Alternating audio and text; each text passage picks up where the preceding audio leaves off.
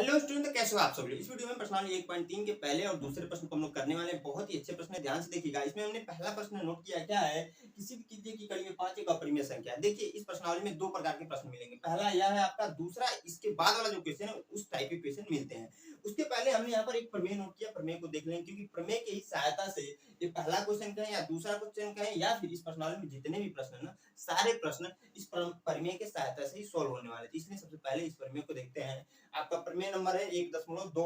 क्या कह रहा है कि मान लीजिए कि यहाँ पर प्रमेय नंबर 1.2 नहीं 1.3 है हमारी बुक में। मान लीजिए कि यम एक अभाज्य संख्या है, यदि यम p स्क्वायर को विभाजित करता है। देखिए कह रहा है यहाँ पर में ना कि मान लीजिए यम एक अभाज्य संख्या है। अभाज्य संख्या क्या क्या होती है, तो 2 3 5 7 ऐसे तमाम संख्याएं जो अभाज्य संख्या होती है। इसका डिफिनीशन ये होता है कि वह संख्या जो एक और स्वयं के अलावा किसी अन्य संख्या से विभाजित न हो, वो आपकी अभाज्य संख्या कहलाती है। क्योंकि देखिए 2 या 3 कहें, 5 कहें, 7 कहें या फिर 11 कहें, यह सभी जो संख्याएं होती है ना, वो दो एक से विभाजित होगी या स्वयं से विभाजित होगी, उसके अलावा किसी अन्य संख्या से वो विभाजित नहीं होती, तो अब क्या होती है, अभाज्य संख्या होती है। अब कह रहा है यदि यम p स्क्वायर को विभाजित करता है, यम p स्क्वायर को विभाजित करता है, तो यम भी p को विभाजित करेगा, जहां p एक धनात्मक पूर्णांक है। अब देखिए यहाँ पर कंडीशन कहने का मतलब है, प्रमेय के कहने का मतलब है, बस इतना समझिए। मान लीजिए आपका 15 का स्क्वायर है बटे 5, तो इसकी वैल्यू क्या होती है, 225। 225 बटे 5, ये 5 से विभाजित हो रहा है 225। इसका मतलब ये भी है कि 15 बटे 5 भी विभाजित करेगा, क्योंकि देखिए यहाँ पर कह रहा है पी स्क्वायर को विभाजित कर रहा है तो पी को भी विभाजित कर रहा है, तो पी स्क्वायर की वैल्यू यह है, इसको विभाजित कर रहा है तो पी की वैल्यू क्या है, 15। पी है यहाँ पर 15 है, 15 को भी विभाजित करेगा। यहाँ पर और बहुत सारे एग्जाम्पल आप ले सकते हैं। यहाँ पर 4 का स्क्वायर आप करोगे ना, तो देखिए यहाँ पर 4 बटे 2 भी कर सकते हो, विभाजित हो रहा है कि नहीं। 2 जो है 4 स्क्वायर को विभाजित कर रहा है, तो 2 जो है 4 को भी विभाजित कर रहा है। यही कंडीशन इस प्रमेय करने का मतलब है। अब देखिए यहाँ पर प्रश्न हमने नोट किया, प्रश्न बहुत अच्छा है, ध्यान देखेंगे जरूर समझ में आएगा। सिद्ध कीजिए कि कड़ी में 5 एक अपरिमेय संख्या है, हमें यह प्रूव करना है। तो इस टाइप के क्वेश्चन को करने के लिए हमें क्या करना पड़ेगा, विरोधाभास का थ्योरम लगाना पड़ेगा। कहने का मतलब यह है, इसके ठीक उल्टा हम लोग मान लेंगे कि अपरिमेय नहीं एक परिमेय संख्या। हम यह मान लेंगे कड़ी में 5 एक परिमेय संख्या, और उसके सहायता से हम लोग इस प्रश्न को सोल्व करने वाले हैं। जिस प्रकार से मैं बता रहा हूं उसी प्रकार से इस प्रश्नों को सोल्व करने का सलूशन होता है। देखिए यहाँ पर मैं क्या कर लूंगा, माना माना माना कड़ी में 5 एक परिमेय संख्या है। अच्छा बताइए मेरे दोस्त मेरे भाई, जब मैंने यहाँ परिमेय जो है कड़ी में 5 जो है परिमेय संख्या जब मान लिया, तो क्या मैं यह मान सकता हूँ कि माना कड़ी में 5 बटे बराबर P by Q. P by Q की तो बराबर होगा मेरे दोस्त मेरे भाई, जब कड़ी में 5 एक परिमेय संख्या है तो पी बाई क्यू के बराबर होगा। और यहाँ पर कंडीशन यह होते हैं कि Q is not equal to 0 होता है। और देखिए यहाँ पर एक और चीज यह होगी, पी व क्यू सअभाज्य संख्या, सअभाज्य संख्याएं हैं। अब देखिए बहुत सारे भाई लोग कंफ्यूज होंगे कि सअभाज्य संख्याएं क्या होती है। तो सअभाज्य संख्या वह संख्याएं होती है, देखिए यहाँ पर सअभाज्य संख्याएं कहने का मतलब, मान लीजिए 4 और 5 आप लिए हुए, तो इसका जो एचसीएफ निकालोगे तो क्या आ जाएगा, एचसीएफ जो होगा 1 होगा। या फिर 15 और 16 को हम लोग देख लें, या फिर 15 और 16 को देख लें, इसका भी एचसीएफ जो होगा 1 होगा। क्योंकि देखिए इसका अगर आप अभाज्य गुणनखंड निकालें आप, तो 3 गुणे 5 होगा, और इसका होगा 2 गुणते 2 गुणते 2 गुणते 2, 4 बार 2 आएगा। देखिए इन दोनों में कोई कॉमन नहीं है, एक क्या है, एचसीएफ 1 होगा। कहने का मतलब ये होता है सअभाज्य संख्या वह संख्या होती है जिनमें कोई कॉमन ना हो। यहाँ पर पी बटे क्यू के रूप में लिखेंगे 4 बटे 5 को, इसमें कोई कॉमन है नहीं है। यहाँ पर देखिए 15 बटे 16 को भी लिख सकते हैं आप, या फिर 16 बटे 15 को भी लिख सकते हैं, कोई भी वैल्यू कॉमन नहीं है, वही आपकी सअभाज्य संख्या होती है। यानी कि उसका अभाज्य गुणनखंड जो है एचसीएफ जो है 1 ही आना चाहिए। सअभाज्य संख्याओं का मतलब यही होता है। अब देखिए इसको हम लोग आगे सोल्व करते हैं, मैं इसको मिटा देता हूँ समझाने के लिए, आप लोग को बताया मैंने। अब देखिए यहाँ पर हम क्या करते हैं, दोनों पक्षों का वर्ग कीजिए। वर्ग करने से क्या हो जाएगा, यहाँ पर 5 आ जाएगा, यहाँ पर P square by Q square आएगा। हम यहाँ पर नोट नहीं कर रहे हैं, आप लोग नोट कर लीजिए, क्योंकि यहाँ पर देखिए प्रश्न जो है थोड़ा बड़ा है, तो जगह की कमी पड़ जाएगी, इसलिए मैंने नोट नहीं किया। तो दोनों पक्षों का वर्ग करेंगे तो 5 बराबर हो जाएगा P square by Q square आएगा, सॉरी यहाँ पर। अब देखिए क्यू स्क्वायर बराबर हम लिख सकते हैं पी स्क्वायर बाई 5। कैसे हमने लिखा, यह इंपॉर्टेंट पॉइंट है कि क्यू स्क्वायर बराबर पी स्क्वायर बाई 5, तो हमने क्या किया, इसका इसमें गुणा कर दिया, और यहाँ पर देखिए गुणे में इधर आ जा रहा है तो भाग में कन्वर्ट हो जा रहा है। अब देखिए समीकरण नंबर 1 मान लीजिए, क्या मान लीजिए, समीकरण नंबर 1, समीकरण नंबर 1 मान लीजिए, चूंकि पी स्क्वायर बाई 5 एक पूर्णांक है, एक पूर्णांक है। अब बहुत सारे भाई लोग को मन में आएगा कि पूर्णांक क्यों है। देखिए पी और क्यू यहाँ पर देखिए सम संख्या कब होगी, जब पूर्णांक रहेगा तभी तो होंगी। कहने का मतलब अगर 4/5 देखा जाए तो ये दोनों पूर्णांक होंगी तभी तो सम संख्याएं हैं। 3/2 भी हो सकता है, ये दोनों पूर्णांक है तभी तो सम संख्याएं हैं। 15/16 जो है दोनों पूर्णांक है तभी तो आपका सम संख्या है। सिंपल सी बात है मेरे दोस्त, तो वही समझने की जरूरत है आपको। तो देखिए यहाँ पर पी स्क्वायर बाई 5 एक पूर्णांक है, जब पूर्णांक है तो इस थ्योरम का उपयोग हो जाएगा सिंपली, क्योंकि देखिए जब पूर्णांक है इस थ्योरम का उपयोग इसलिए हो जाएगा क्योंकि अभाज्य संख्या है कहीं पर, पी स्क्वायर एक पूर्णांक है, दोनों पूर्णांक है, तो हम कह सकते हैं चूंकि पी स्क्वायर बाई 5 एक पूर्णांक है तो इसलिए हम कह सकते हैं, इसलिए पी स्क्वायर 5 से विभाजित होगा, विभाजित होगा। देखिए एक चीज मेरे दोस्त मेरे भाई ध्यान सुनिएगा कि हमने कहा इसलिए पी स्क्वायर 5 से विभाजित होगा, यही इंपॉर्टेंट पॉइंट है। जो लिखना वाला मेथड है ना, यही थोड़ा सा टफ होता है स्टूडेंट को समझने के लिए, लेकिन आप कई बार देखोगे चीजें जो मैं बता रहा हूँ जरूर समझ में, कई बार जब प्रश्न को देखोगे ना जरूर समझ में आएंगे मेरे दोस्त मेरे भाई, और बहुत ही मजा आने वाला। तो वीडियो को आखिर तक जरूर देखिएगा। अभी तक वीडियो को वॉच किया है, वीडियो अच्छी लगी है तो लाइक जरूर कर दीजिएगा। मैं देखिए इसको आगे करता हूँ, इसलिए पी स्क्वायर 5 से विभाजित होगी, जब पी स्क्वायर 5 से विभाजित होगी, पी स्क्वायर जब 5 से विभाजित होगी तब प्रमेय की सहायता से हम ये भी कह सकते हैं पी भी 5 से विभाजित होगी, पी भी 5 से विभाजित होगी। क्यों हो जा रही है, यह इंपॉर्टेंट बात है। तो देखिए यहाँ पर जब यम एक अभाज्य संख्या है, यानी यम पी स्क्वायर को विभाजित करता है तो यम भी पी को विभाजित करेगा, ठीक वैसे इसलिए पी स्क्वायर 5 से विभाजित होगा तब पी भी 5 से विभाजित होगा। उसी की सहायता, इस प्रमेय की सहायता से हमने यह कंडीशन लिखा है। जब देखिए पी भी 5 से विभाजित है तो देखिए यहाँ पर क्या हो जाएगा, p/5 बराबर हम लोग k1 मान सकते हैं, मानना हमने कर लिया। क्यों, क्योंकि मेरे दोस्त मेरे भाई जब p जो है 5 से विभाजित है तो p/5 लिखना पड़ेगा, p/5 लिखेंगे, नॉर्मल सी बात है, बराबर k1 के कर लेंगे। अब देखिए हम क्या करने वाले हैं, यहाँ से क्या कीजिए ना, p की वैल्यू निकाल लीजिए, p बराबर 5 k1 समीकरण नंबर 2 मान लीजिए, इसको समीकरण नंबर हमने 2 मान लिया। अब देखिए यहाँ पर समीकरण नंबर जब हमने 2 मान लिया तो यहाँ पे इसको आगे करते हैं, यहाँ पर देखिएगा ध्यान से, p बराबर 5 k1 हमने मान लिया है। अब क्या कीजिए, समीकरण 1 से हमने क्या किया ना, p की जो वैल्यू है ना यहाँ पर रख दिया, सिंपली p की जो वैल्यू है मेरे दोस्त मेरे भाई हमने यहाँ पर रख दिया। रखने के बाद देखिए क्या हो जाएगा, q स्क्वायर बराबर हो जाएगा, डायरेक्टली मैं रख रहा हूँ तो देखिए p स्क्वायर में है, p की वैल्यू 5 k1, जब स्क्वायर में है तो हो जाएगा आपका 25 k1 स्क्वायर बटे 5, क्योंकि देखिए 5 का वर्ग 25 होता है, और k1 यहाँ पर था स्क्वायर है तो वहां पर भी स्क्वायर आ जाएगा, 5 से कम 5, 5 5 25, यानी कि हो जाएगा q स्क्वायर बराबर हो जाएगा 5 k1 स्क्वायर।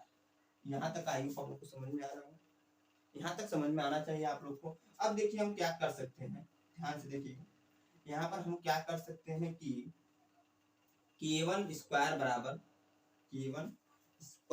हम कर सकते हैं q स्क्वायर 5, यह लिख सकते हैं। आप लोग स्वयं बताइए हम लोग यह लिख सकते हैं कि नहीं लिख सकते, सिंपली लिख सकते हैं मेरे भाई। तो हम यहाँ पर लिख सकते हैं कि q स्क्वायर, चूंकि यहाँ पर कह सकते हैं चूंकि q स्क्वायर बाई 5 एक पूर्णांक है। जब मेरे दोस्त मेरे भाई यहाँ पर देखिए, जब p स्क्वायर बाई 5 एक पूर्णांक हो रहा था तब क्या हो जा रहा था, p स्क्वायर जो है 5 से विभाजित हो रहा था। वैसे ठीक यहाँ पर q स्क्वायर बाई 5 एक पूर्णांक है, क्योंकि यहाँ पर प्रूफ हमने कर दिया भाई। तब हम क्या कर सकते हैं कि q स्क्वायर जो है, q स्क्वायर 5 से विभाजित होगा, विभाजित होगा, अतः q भी 5 से विभाजित होगा। अब क्यों q भी 5 से विभाजित हो रहा है, मैंने बताया अभी विभाजित होगा, क्योंकि मैंने बताया मेरे दोस्त मेरे भाई कि यहाँ पर जब यदि यम पी को पी स्क्वायर को विभाजित करता है तो यम भी पी को विभाजित करेगा। उसी प्रमेय की सहायता से हमने कह दिया क्यू भी 5 से विभाजित होगा। अब देखिए जब यहाँ तक आपको आई होप समझ में आ रहा होगा, कहीं पर भी डाउट है तो कमेंट बॉक्स में कमेंट करके जरूर पूछिए मेरे दोस्त मेरे भाई, जरूर पूछिए, क्योंकि देखिए एक क्वेश्चन जो है, प्रश्न जो है टफ है, ये पूछेगा तो 4 नंबर में आएगा आपके बोर्ड एग्जाम में, 4 नंबर में आएगा। बहुत ही आसान प्रश्न है, इतना ध्यान रखिए। बस एक बार आपको प्रोसेस समझ में आ गया ना, बहुत आसानी से आप कर ले जाओगे। थोड़ा सा ध्यान लगाकर देखिए, जरूर समझ में आएगा। मैं 100% कहता हूँ, अगर आप स्कूल में क्लासेस करते हैं और जो हम वीडियो आपको प्रोवाइड कर रहे हैं उसको अच्छे से देखते हैं, अच्छे से सीखते हैं, तो आपको कोचिंग की आवश्यकता नहीं पड़ेगी। इससे आप फ्री ऑफ कॉस्ट क्लास 10 की मैथ पढ़ लोगे एकदम 100% मैं बोलता हूँ। अब देखिए यहाँ पर क्या होगा, अतः क्यू भी 5 से विभाजित होगा। जब क्यू भी 5 से विभाजित होगा तो क्यू बाई 5 बराबर हम K2 मान लेंगे। यहाँ पर माना हमने कहा क्यू बाई 5 बराबर K2। जब यह मान लिया मेरे दोस्त मेरे भाई, तो क्यू बराबर आप कर दे सकते हैं 5K2। समीकरण नंबर इसको मान लीजिए 4। अब देखिए समीकरण नंबर आप लोग, समीकरण नंबर बस यहाँ तक देखिए। समीकरण नंबर 2 को देखिएगा, समीकरण नंबर 2 से, समीकरण 2 से अगर आप लोग देखोगे समीकरण 2 कहाँ है, यहाँ पर p बराबर 5K1, p बराबर 5 पूरे K1। और समीकरण 4 को देखिएगा, समीकरण 4 से q बराबर 5K2 आ गया। अब देखिए यहाँ पर p में भी 5 है, q में भी 5 है, तो HCF अगर आप यहाँ पर देखोगे तो 5 आ जाएगा। अतः यह P और Q का 5 जो है उभयनिष्ठ गुणनखंड है। P और Q जो है 5, जो P और Q का 5 उभयनिष्ठ गुणनखंड है। लेकिन सअभाज्य संख्या तब होंगी जब उसका उभयनिष्ठ गुणनखंड 1 होगा। P और Q के यहाँ पर सअभाज्य संख्या तब होती है, उसका उभयनिष्ठ गुणनखंड जो होता है 1 होता है, यानी कि HCF सिंपली यह समझिए HCF 1 होता है, तब जाकर आपका P और Q सअभाज्य संख्याएं होंगी। लेकिन यह जो कथन हम मान रहे हैं वो गलत है, गलत हो गया ना, क्योंकि यहाँ पर देखिए 5 आ जा रहा है, तो हम कह सकते हैं स्पष्ट है कि P व Q 5 से 5 का या 5 का उभय निष्ठ गुणनखंड है। उभयनिष्ठ गुणनखंड मैं यहाँ लिखता हूं, गुणनखंड है, या थोड़ा सा मिस्टेक हो रहा है, इसलिए उभयनिष्ठ गुणनखंड है। जबकि हमने माना था कि P व Q सअभाज्य संख्याएं, सअभाज्य संख्याएं है। सअभाज्य संख्याएं कहने का मतलब उसका उभयनिष्ठ गुणनखंड 1 होगा सअभाज्य संख्याओं का। जबकि हमने माना था P और Q सअभाज्य संख्याएं हैं, अतः हमारा कथन क्या है, क्या कर सकते हैं, अतः हमारा कथन जो था मेरे दोस्त मेरे भाई वो गलत है।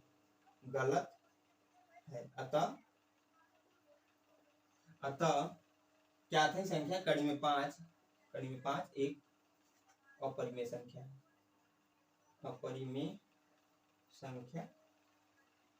तो थोड़ा सा लंबा क्वेश्चन है, आई होप आप लोग को समझ में आ रहा है। और जो चीजें बता रहा हूँ, देखिए ये थ्योरेटिकली जो लिखने वाला प्रोसेस था यही आप लोग को टफ लग रहा होगा, मेरे को पता है। देखिए हमने कैसे क्वेश्चन को सॉल्व किया, एक बार रिकॉल कराता हूं, आपको जरूर समझ में आएगा मेरे दोस्त मेरे भाई। देखिए कड़ी में 5 बराबर P बटे Q हमने माना। सबसे पहला काम किया कि माना कड़ी में 5 एक परिमेय संख्या, हम उससे उल्टा मान लिए, क्योंकि हमसे पूछा था अपरिमेय संख्या है, ये बताइए आप लोग। हमने क्या किया, कड़ी में 5 एक अपरिमेय संख्या न मानकर परिमेय संख्या मान लिया। अपरिमेय संख्या जब मान लिया तो P बाई Q के बराबर होगा। तो और एक कंडीशन होता है Q is not equal to 0 कि P व Q सअभाज्य संख्या होती है, ये कंडीशन होता है। उसके से आगे क्या हो जाता है, 5 बराबर P square by Q square होता है। सिंपली समझिएगा ध्यान से मेरे दोस्त, हमने क्या किया, वर्ग कर दिया, वर्ग करने पे यह आया, क्योंकि करीब 5 था तो 5 आ गया। अब Q स्क्वायर बार हमने निकाल दिया P स्क्वायर बाई 5, तो P स्क्वायर बाई 5 एक पूर्णांक है। जब पूर्णांक है तो इसलिए हम कह सकते हैं P स्क्वायर 5 से विभाजित होगा, और तब P भी 5 से विभाजित होगा। इस थ्योरम का उपयोग करके, इस प्रमेय का उपयोग करके हमने बता दिया। तो माना P बाई 5 बराबर K1, हम ये मान लेंगे जब P जो है 5 से विभाजित है, P बाई 5 बराबर K1। अब देखिए P बराबर 5 K1 आ गया, समीकरण नंबर 2। अब हमने उसको आगे सोल्व किया, क्या किया, समीकरण 1 से इस P की जो वैल्यू है समीकरण 1 में रख दिया, तो Q स्क्वायर बराबर आ रहा है 5 K1 स्क्वायर। यहाँ पे देखिए जो कट पीट रहा है मैंने काट दिया, K1 स्क्वायर बराबर है Q स्क्वायर बाई 5। अब देखिए यहाँ पर ध्यान से, फिर हम चूंकि क्यू स्क्वायर 5 एक पूर्णांक है तो फिर भी वही कंडीशन होता है जो यहाँ पर हमने नोट की, वही नोट किया, क्यू स्क्वायर जो है 5 से विभाजित होगा, अतः क्यू भी 5 से विभाजित होगा। अब देखिए माना क्यू बाई 5 बराबर k2, फिर से यहाँ पर जैसे मान लिया वैसे हमने यहाँ पर k1 माना था, यहाँ पर k2 मान लिया। अब देखिए क्यू बराबर आएगा 5 k2, समीकरण नंबर 4। समीकरण 2 से यह आपका जो है नोट किया हमने, समीकरण 4 से जो है हमने नोट कर दिया। उसके बाद से हो रहा है, स्पष्ट है कि समीकरण क्यू 5 से 5 का उभयनिष्ठ गुणनखंड है। उभयनिष्ठ गुणनखंड मतलब दोनों में कॉमन है, इसलिए उभयनिष्ठ गुणनखंड हो जा रहा है। जबकि हमने माना था कि पी और क्यू सहवाग संख्याएं हैं, क्योंकि हमने यहाँ शुरू में माना था सहवाग संख्याएं हैं, और सहवाग संख्याओं का उभयनिष्ठ जो गुणनखंड होगा मेरे दोस्तों उसका 1 होगा, यानी कि दो संख्याएं अगर हम ले लें, इधर मैं नोट करके बता देता हूँ आपको। मान लीजिए हमने 4 और आपका 5 लिया है, इसका अगर आप फैक्टराइजेशन करोगे तो 2 गुणे 2 होगा, आप गुणे इसका देखोगे तो 5 गुणे 1 होगा।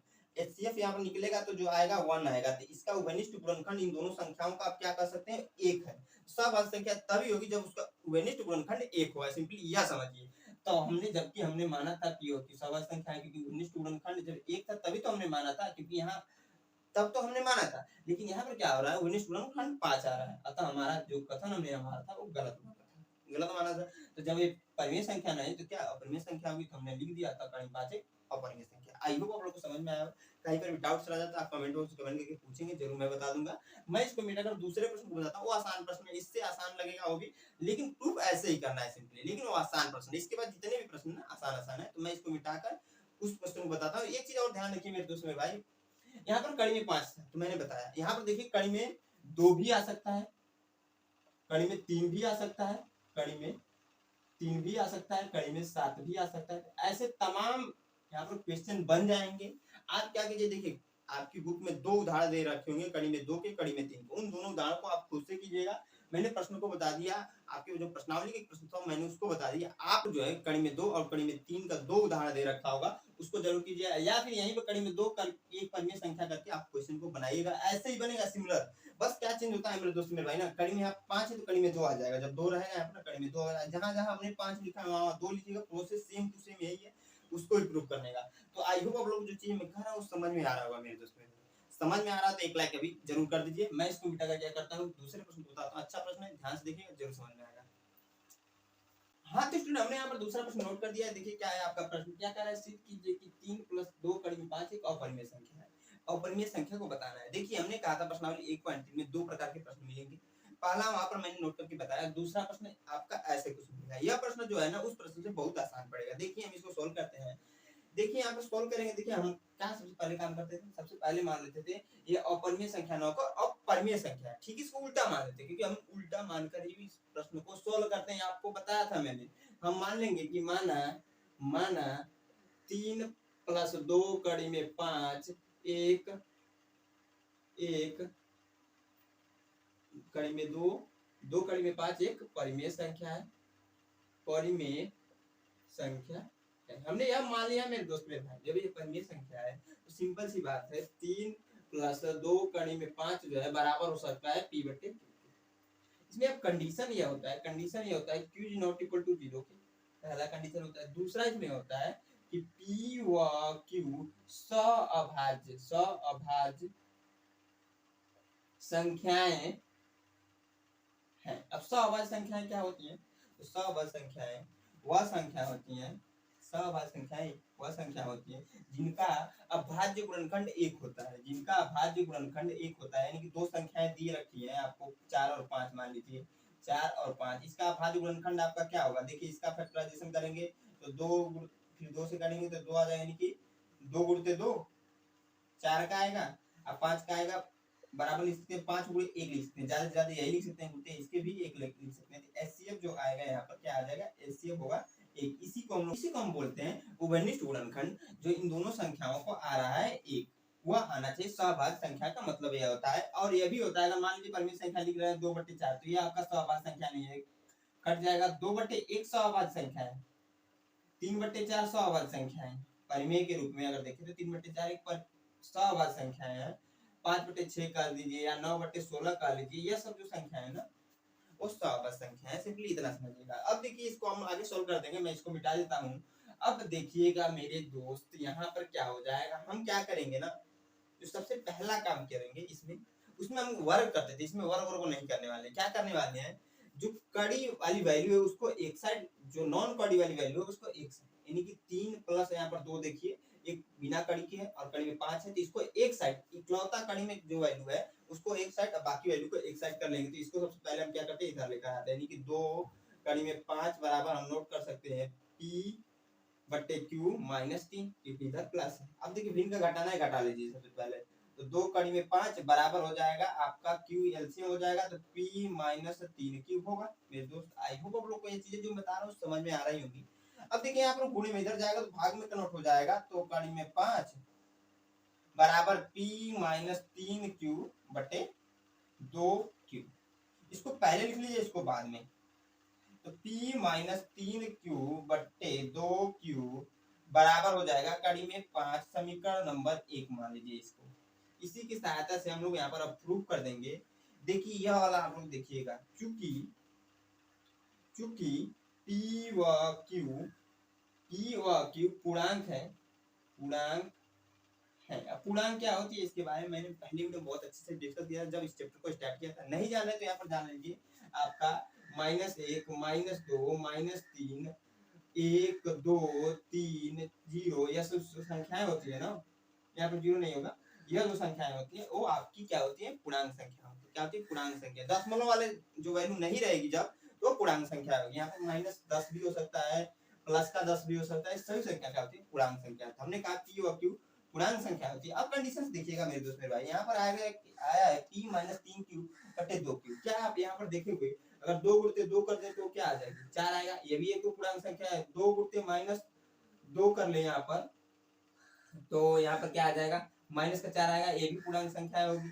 यानी कि -2 कर दे तो क्या आ जाएगा, -4 आ जाएगा, ये भी पूर्णांक संख्या है। -2 + 4 कर दे तो यहाँ पर 2 आ जाएगा, ये भी पूर्णांक संख्या होगी। जोड़े या घटाएं या गुणा करें, जोड़ने घटाने या गुणा करने पर पूर्णांक से हम लोग जोड़ रहे हैं, पूर्णांक ही प्राप्त हो रहा है, गुणा करने पर पूर्णांक ही प्राप्त हो रहा है, सभी कंडीशन में पूर्णांक प्राप्त हो रहा है। लेकिन अगर हम लोग 3/2 कर दें तो दोनों पूर्णांक तो है, लेकिन ये परिमेय संख्या हो जा रही है। क्या हो जा रही है, एक परिमेय संख्या हो जा रही है मेरे दोस्त मेरे भाई, परिमेय संख्या हो जा रही है। वैसे ही मान लीजिए अगर 5/2 कर देते हैं, यहाँ पर परिमेय संख्या हो जा रही है।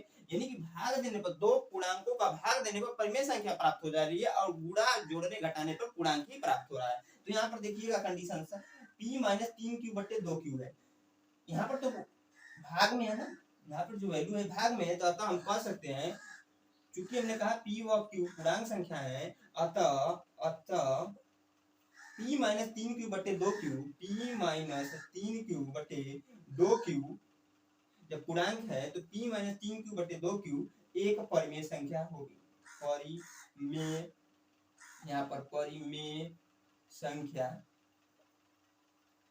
होगी। क्यों होगी मेरे दोस्त मेरे भाई, ध्यान दीजिए, यहाँ पर परिमेय संख्या क्यों हो जा रही है, क्योंकि देखिए p व q पूर्णांक संख्या है। जब दो पूर्णांकों को हम भाग दे रहे हैं तो परिमेय संख्या होती है डेफिनेटली। तो वहीं से हमने कहा दिया एक परिमेय संख्या है।